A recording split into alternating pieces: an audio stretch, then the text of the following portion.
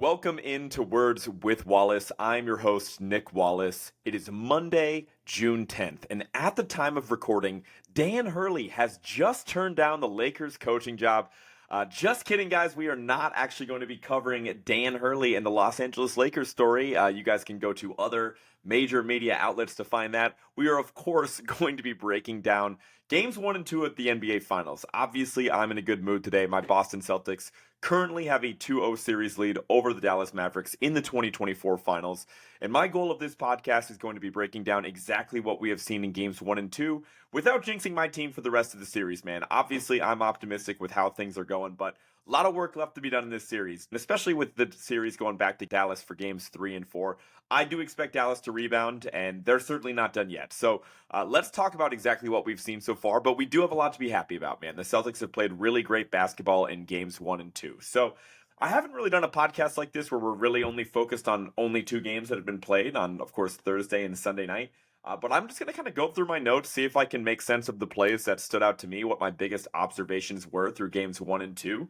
Then we'll touch upon some of the major storylines of those games, specifically what stood out to me the most. And then we'll do some predictions on exactly how we see the rest of this series playing out. So let's start with game 1 on Thursday night and just some of the things I noticed early on in the first quarter.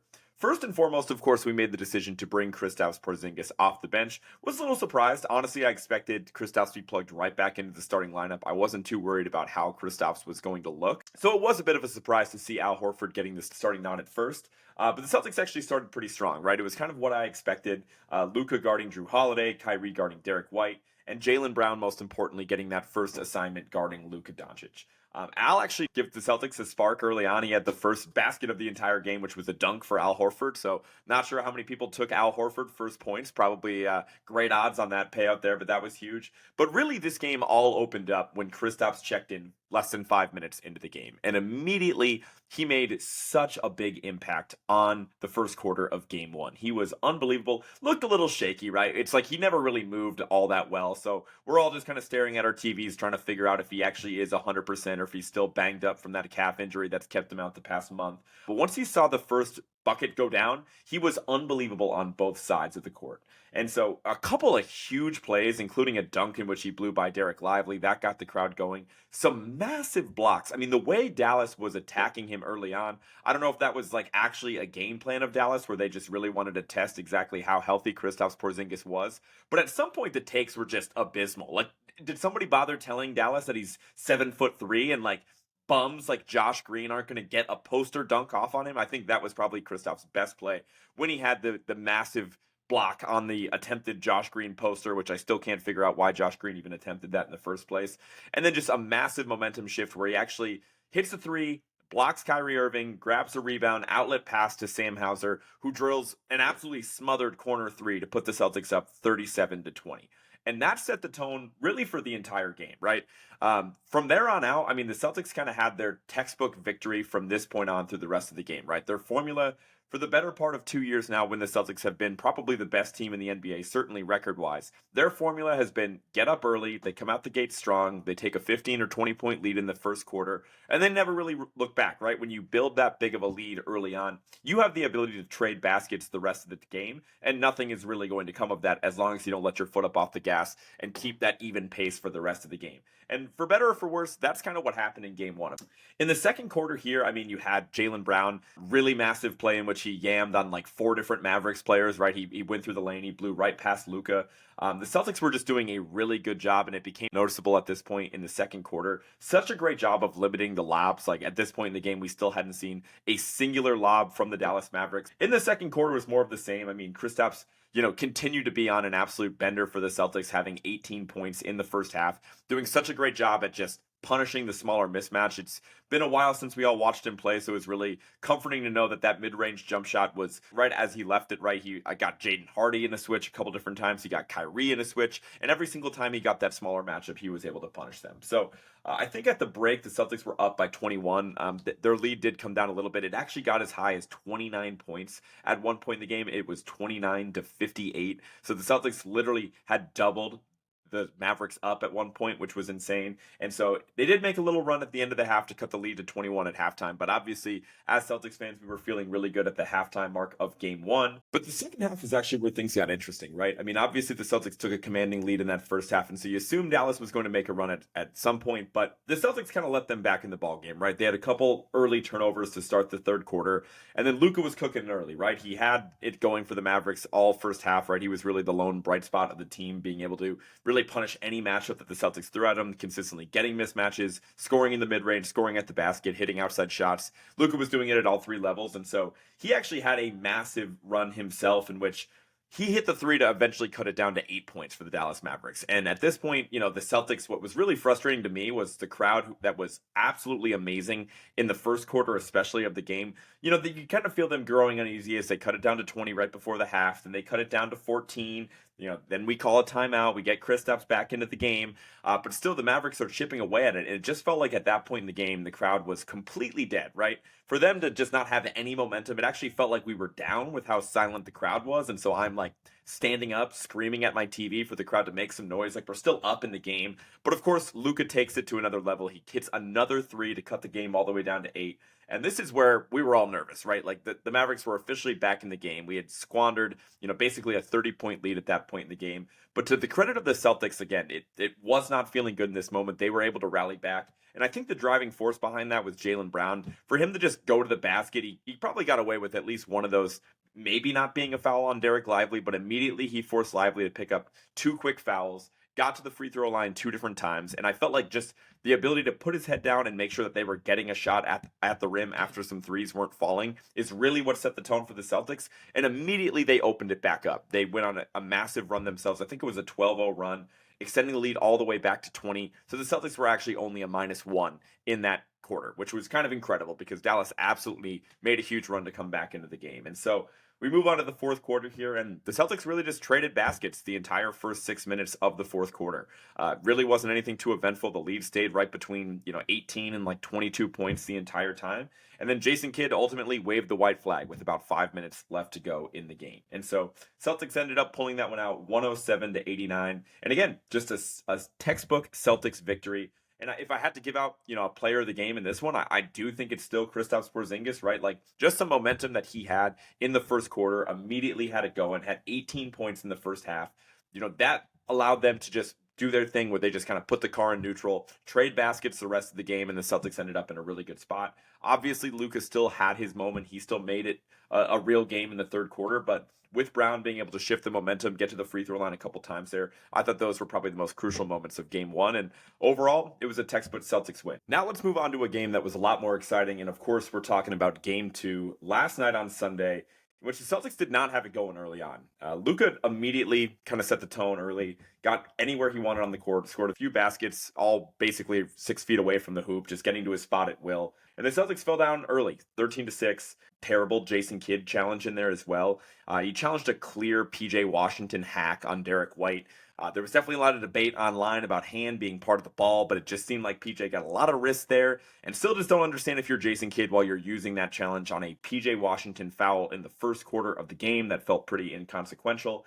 But ultimately it was not successful, so not a huge surprise there, but I thought that was pretty notable, to say the least.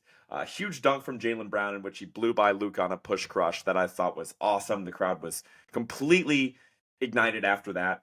And then what I kind of noticed from the Mavericks offense, what was really interesting to see, at least early on in this game, that they seemed to be hunting Jason Tatum, which I thought was really interesting. It seemed like it worked for the most part. I mean, Luka got onto Tatum a lot and was kind of scoring at will, as I mentioned. And so I'm not sure how much I want to, fault Jason for that, because it did feel like Luka was going to score on anybody at that point. But the fact that they were interested in trying to hunt Tatum is pretty curious. I don't know if they were just doing it to try to wear him out more on the offensive end of the court, if they genuinely felt like Jason Tatum was the best option to score. But at some of those times that they seemed like they were hunting Tatum, like Sam Hauser was also on the court. So kind of interesting mind games there, but it seemed like they got away from that as it got deeper into the game, but definitely that felt noticeable early on. There was a really awesome one-on-one possession with Kyrie, with Jaylen Brown guarding him, and Jaylen really locked his ass up, ended up getting basically forcing a turnover, like a shot clock violation on that. So that was pretty impressive. But the real story of the first quarter was just the Celtics poor shooting from three, right? The reason that they were consistently down, and I think they may have taken the lead late in the first quarter, but ultimately ended up losing it again, was because they just could not hit a three, right? They ended up settling 1 of 9 from three, but they actually missed their first 8 threes. They didn't make that first three until Al Horford hit one with the closing seconds of the first quarter.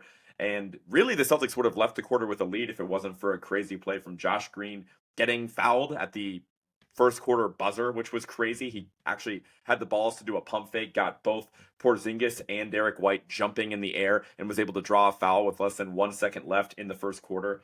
Hit 2 of the 3 free throws, and so the Mavericks went up 28-25 after one. But that being said, my mindset as a fan was I was actually going to take that, right? I wasn't too upset with the outcome, with how poorly the Celtics were shooting from three. A lot of really wide open looks that just weren't falling, and so I felt like for the Celtics to only be down three in that situation was pretty positive, right? The second quarter, Luka just kind of continued his run of dominance, right? He hit really every shot he took, including a 28-footer off of a screen with Kristaps Porzingis closing out in his face. Luka actually finished with 23 points in the half, so that's pretty notable as well. Drew was really the calling card of this entire game, but especially the first half. For him to go 7 of 9 on shooting in the first half, finishing with 17 points was pretty crazy.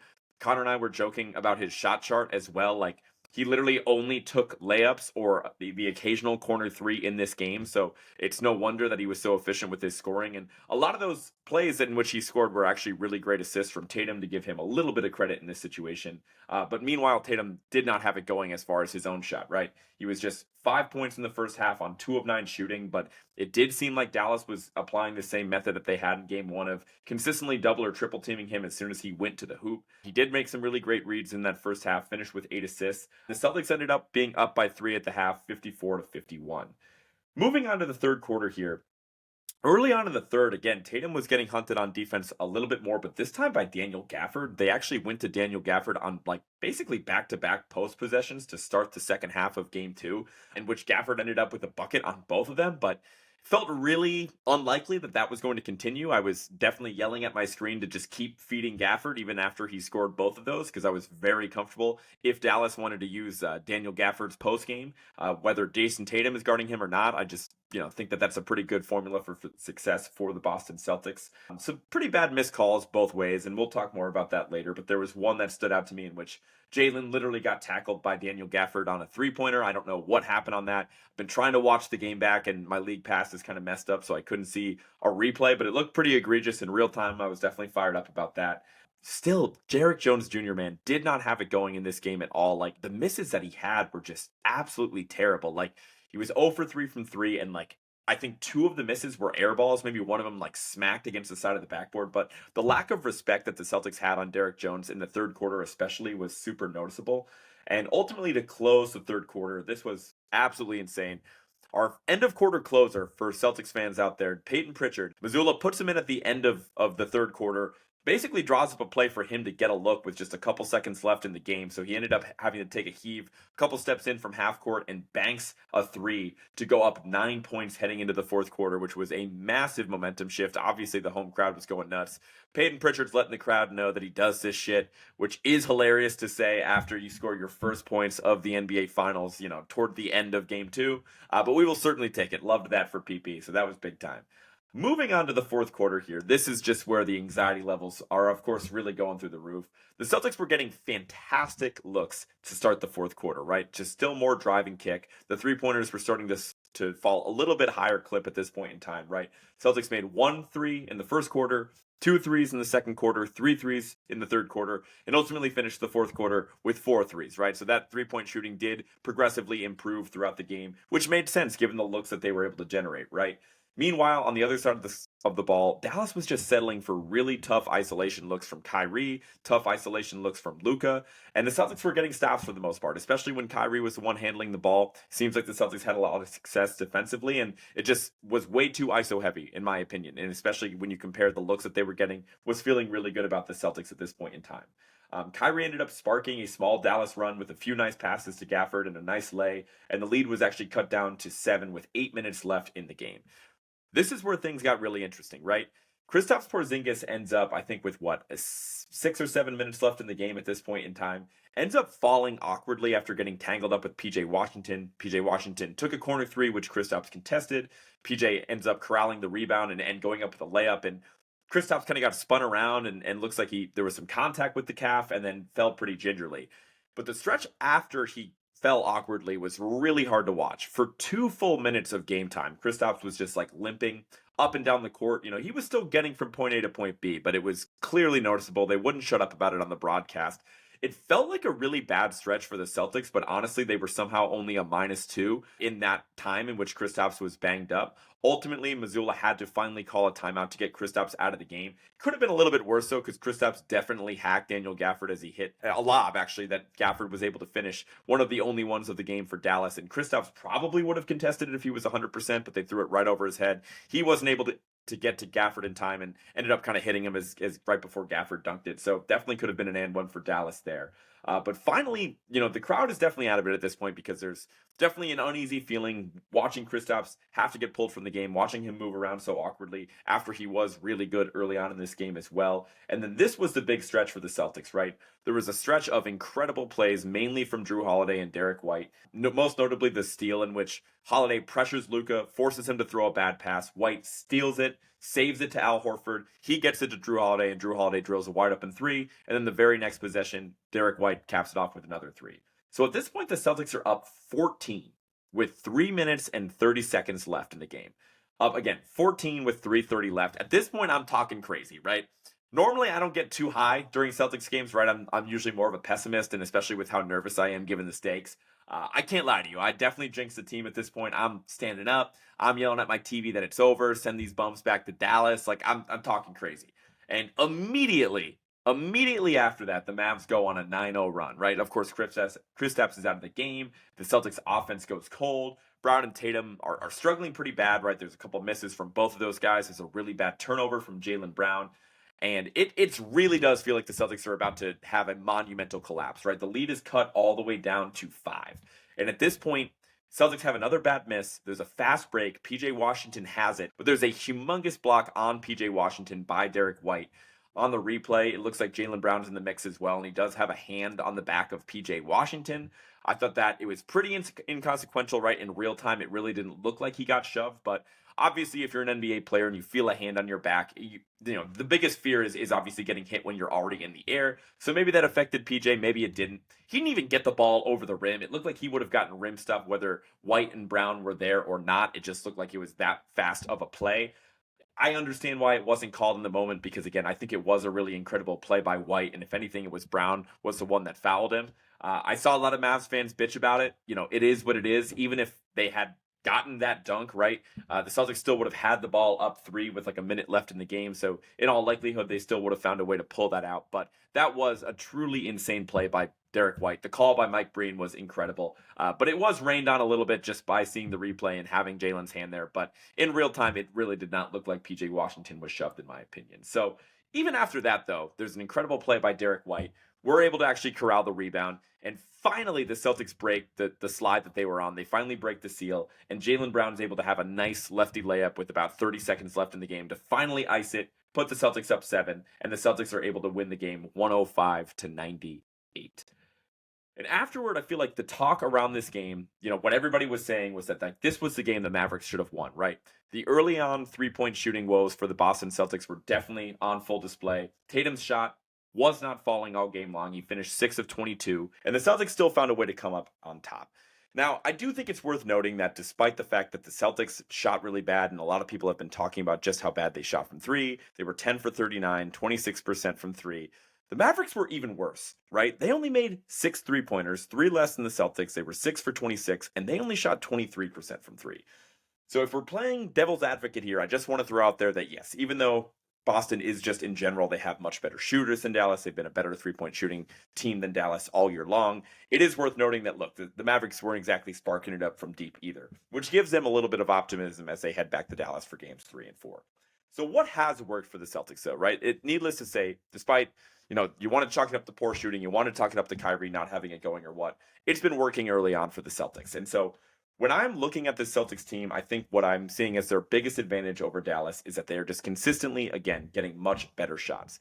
Everybody on the Celtics can drive and kick, or at least their top four guys can drive and kick at a really high level. And the rate at which they are getting by the first defender on Dallas is significant, right? They're constantly having to go into help, they're constantly having to rotate, they're constantly having to trap, and it's resulting in wide open corner threes, wide open shots from guys in the Celtics that you just do not want to see taking those shots.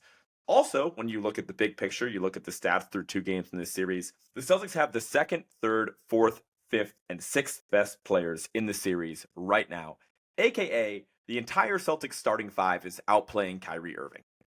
I'm very confident in saying that. I would say I'm being biased here, and maybe I just don't like Kyrie, and that's why I'm saying it. But I promise you, I like Kyrie more than Mavs fans do right now. They're outside his door with pitchforks already. If you check Twitter, they are begging him to play better because it's been rough, right? And I don't think Kyrie's necessarily been that bad. But when you are a team like the Dallas Mavericks, that is, I would say, arguably playing at a pretty significant talent disadvantage in this series, and your team is so built around Luka and Kyrie to create 90% of your offensive looks, and one of those two guys is struggling, it's definitely frustrating as a Mavericks fan. Like, Kyrie's been boxed by every single member of the Celtics starting five in isolation at one point or another. Jaylen Brown locked him up and got a steal. Jason Tatum locked him up and got a steal late in game. Derek White and Drew Holiday have done it on many different occasions. It's just a really tough matchup for Kyrie. I'm not saying that he has been like that disappointing when you're given the level of talent and given the level of defenders that the Celtics have. But again, you just need Kyrie to be great if Dallas wants to win this series. I really do just love how everyone on the Celtics is playing, right? Besides Jason Tatum, right? He's really the only dark cloud of this team, and we're going to talk more about him in a little bit. But if he is able to turn it around and have his shot falling from outside, finish a little bit better at the rim, he certainly had a lot of missed layups yesterday. I don't know how many times he went to like that scoop shot off the glass, like hits the top of the backboard, landed on the front of the rim, and just rolled off. I think he missed that exact layup like 4 different times throughout the game, if I'm not mistaken. So it was also really nice to see Kristaps, and he was been a massive spark off the bench. I would expect him to continue to come off the bench, especially with that re-injury scare that we saw in game 2. I know that so far they've downplayed that injury for the most part. Mazzulla said he's fine. Kristaps said he's fine, but we saw it with our eyes. He did not look fine for the closing moments that he was in the game for game 2. So that's obviously going to be a big storyline. I just don't have much more to say because we're not really going to get an update on Kristaps Porzingis until probably halfway through the day on Wednesday, if I had to guess. So we are still a ways away from getting that information. And I would expect Kristaps to stay at about 25 minutes per game. And I would just say in general, like the Celtics defense is certainly been the talking point of this entire series, right? To keep Dallas under 100 points in back-to-back games is significant. And they've done that by completely eliminating the lob, right? I think you can count on one hand the number of lobs that Dallas has caught this series. It's been that minimal when you look at how many lobs that they were able to generate to Derek Lively, to Daniel Gafford, from Luka, from Kyrie, especially in the previous series against Minnesota. That is significant. The Mavericks are taking the shots that the Celtics want them to take. It's even when Luka's scoring, he's doing so in a situation in which it's a really tough isolation basket. Kyrie's been forced to take a lot of those same shots. They're limiting the lobs, and the threes that they are getting are mainly from guys like PJ Washington and guys like Derek Jones Jr. And I actually think PJ Washington has played pretty well, right? I think he's actually the Mavs' second leading scorer, averaging around like 16 points a game for the series. But even he is shooting like 12% from three. Not great. So even he's not shooting threes at a good clip. And just in general, the shots are being funneled to the guys that the Celtics want them to, right? But I do think that there is a way, as I've said before, that Dallas can win this series. I think they've actually been really solid on the defensive end of the court, right? Clearly, whatever they are doing to Jason Tatum has worked for the most part. And even Jaylen Brown's scoring has really not been above average. So if you can continue to try to force Tatum and Brown to be jump shooters, obviously neither of them are shooting a particularly good percentage from three so far this series. I think that's going to be, kind of more of the same of their philosophy on defense on the other end. But offensively, the Mavericks desperately need to find a way to get Kyrie going early and often, right? I know that he's been like a late game hero and a second half guy for the Mavericks in the past. If they want to beat the Boston Celtics, Kyrie has to have it going from the jump.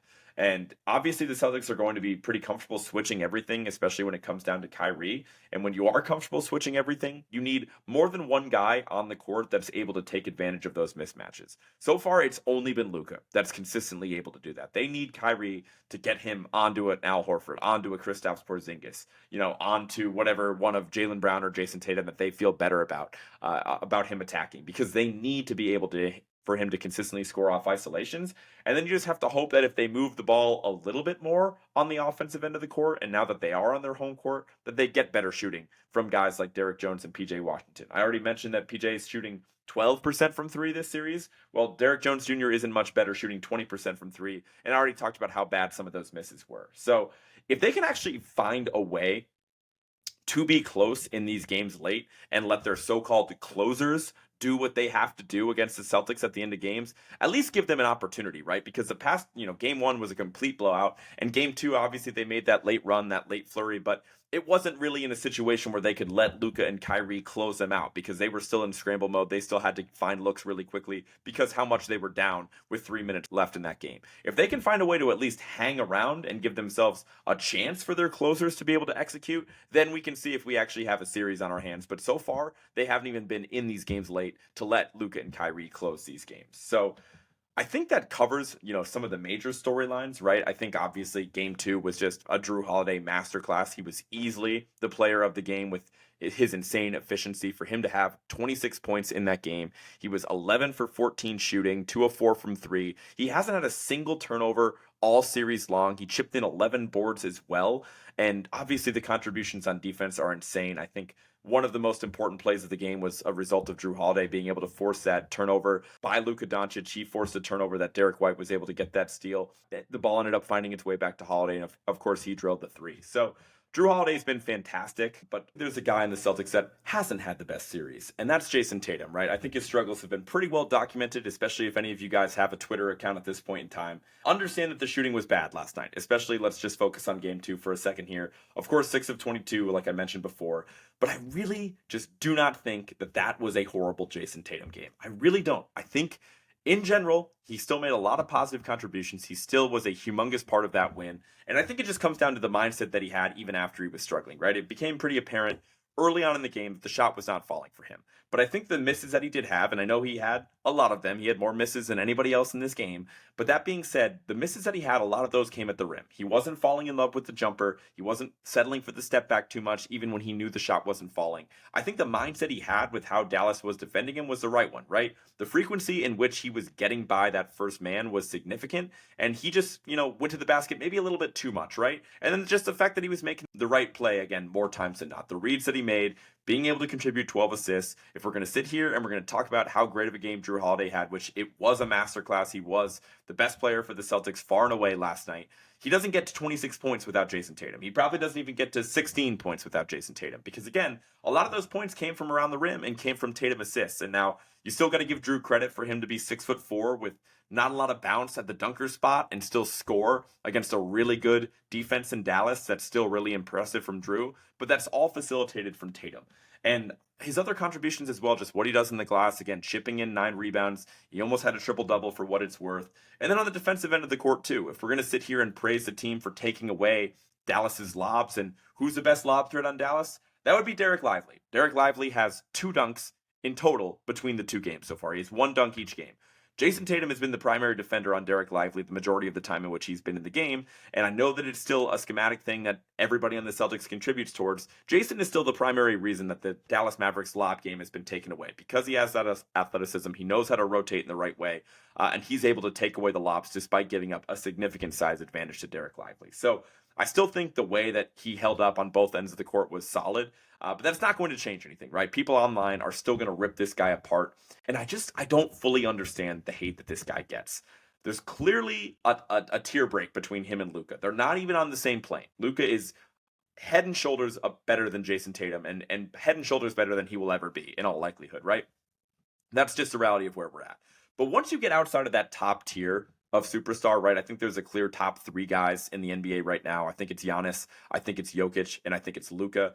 Whatever order you want to have them. After that is where the conversation really starts, in my opinion, right? And I think Tatum, even despite how bad he's played, still has the opportunity here with at least 2 games left in the NBA Finals, as many as 5 games left in the NBA Finals here, for him to actually turn this around and be solidified as literally the 4th best player in the NBA if he's able to have a strong couple of games. Because once you get outside that top tier, you do need to have a really good supporting cast. Even in that top tier, you still need a plethora of guys around you that know what they're doing, and there still needs to be the right system and all that stuff. But especially once you get outside that top tier, you need to have a really strong cast of role players. And clearly Jason Tatum has a loaded team. Nobody's sitting here and saying he doesn't have a loaded team. But I think it just like makes people like online like actually mad about the talent that he has. Like, oh, Tatum is the most carried star. Like, oh, Tatum gets to win, even when he's having a bad shooting game, whatever. Like, just because Luka doesn't have that luxury doesn't mean that Tatum is some bum. It doesn't mean that Tatum is not contributing to his team's wins just because his box score doesn't look as good. I think there's a lot of little things that Tatum does on the court that maybe takes a more keen basketball eye to appreciate how consistent the guy is, how much he rebounds the basketball, how much he gives you on the defensive end of the court, and just the fact that he is much more of a playmaker than he was even 2 years ago at this point in time. I think his bad performances against the Warriors series were a lot more detrimental because he wasn't even making the right play in addition to him not necessarily making all the shots that we wanted him to make. So I just had to defend my guy a little bit there because I think the hate has just gone too far. And I do understand at the end of this series, whatever team wins, they seem to get an award, right? I'm not going to go out there and assume that anyone on my Celtics is going to win said award at the end of this NBA Finals, because that would imply that I am saying that they are going to win the Finals. They still have a lot of work left to do, but there has been a conversation just through 2 games who has been the most valuable player on the Boston Celtics. And I must admit, so far, if I had to pick right now, I would give it to Drew Holiday, because I think, especially in the light of the masterclass in Game 2, it's really hard to acknowledge anybody else. And I think even in Game 1, even though Drew only had like 12 points or something like that, his contributions on the defensive end, being able to guard both Luka and Kyrie, depending on the matchup, is pretty insane. So I would say Drew. I'd say after that it's Jalen, and then after that it's probably still Jason. But again, there's a lot of time left in this series. We don't even know who's going to be holding up that trophy yet. So that was my 2 cents on the award that they give out at the end of the series. I'm not even going to mention it by name, but just wanted to clear the air on that as well. So finally, how do I see the rest of this series playing out? Obviously, the Mavericks have been pretty outmatched. Call it what it is. I do think the Celtics clearly have a more talented team. I would have told you that a couple games ago. But I do expect Dallas to not go down without a fight. I think it's nearly impossible to sweep a team anymore. I just would actually rule that out completely. So I'm optimistically saying that I expect the Celtics to split the next 2 in Dallas, right? If they can win Game 3 or Game 4, I think that puts them in a really good spot to potentially close out the series in Game 5. But it's going to take a lot of work, right? I think Dallas is going to have a lot of momentum. I'd really like to see the Celtics take care of business in Game 3, because then the Mavericks just get really desperate in Game 4, where obviously you could risk putting yourself in a really tough spot in Game 4 if the Mavericks are able to steal that. The last thing the Celtics need is to have it be a split as they head back to Boston for Game 5. So I do expect that this time that the Celtics are able to split the next 2 games, and that's really all I give you. I don't know if I want to go any further than that down the prediction rabbit hole. A lot of series left to be played, but so far I'm really happy with the Celtics, man. I think a lot of people were in on the Mavericks before this series, and I do get it. They had a harder road. They have guys that are more fun to watch. They're sexier on paper. They seem like the hotter team, but there's just too many people out there that really just focus on the stars. There were also some delusional Mavericks fans in my life telling me that they were going to have the 2 best players on the court at any given time during the series. I'm glad that much has been proven to just be outright false. I understand we're going to get a really good Kyrie game sooner rather than later, probably. But the reality is the 3 through 5 on the Celtics is a distinct advantage. Whatever you think of the 3 through 5 on the Boston Celtics, you have to admit that Drew Holiday, Derek White, and Kristaps Porzingis are far more talented than PJ Washington, Derek Jones Jr., and either Derek Lively or Daniel Gafford. That is where the Celtics have a distinct advantage, and that is where the difference in this series has been made. It just feels like there is a full starting 5 that makes the right read, that makes the right play on the Boston Celtics, versus just really one guy that's truly special and head and shoulders above everybody else in this series. So if the Mavericks don't adjust, if they don't find a way to get Kyrie going early and often, if the role players for Dallas don't step up like they did against, like, let's say, Oklahoma City and really start sparking it up from 3, I do expect the Celtics to take care of business because they are the more talented team. So that just about does it. I know that was kind of a weirdly formatted podcast, but I did want to go through my notes for the first couple games, address some of the Tatum stuff, and talk about how I expect the rest of this series to play out. So I will try to bring RJ back on next week, regardless of how this series goes. Want to get his perspective, want to have a back and forth conversation on what happens in games 3, 4, and beyond. So I will talk to you guys then before I let you guys go. It's been a busy week, right? Obviously 2 podcasts last week. Had the privilege of jumping on my guy Dime Dropper's podcast as well. We did a finals preview. Myself, again, Dime Dropper, as well as this guy Bibbs, who's a Mavericks fan as well. I think even though it's a finals preview, I think it holds up really well, and you can still watch it in advance of game 3 if that suits your fancy. So definitely check out my guy Dime Dropper's YouTube channel and podcast feed as well. Be also sure to follow at Words with Wallace on everything that includes Spotify, Apple Music, wherever you get your podcasts, as well as all social medias. I'm at Words with Wallace, and I will talk to you guys next week. Peace.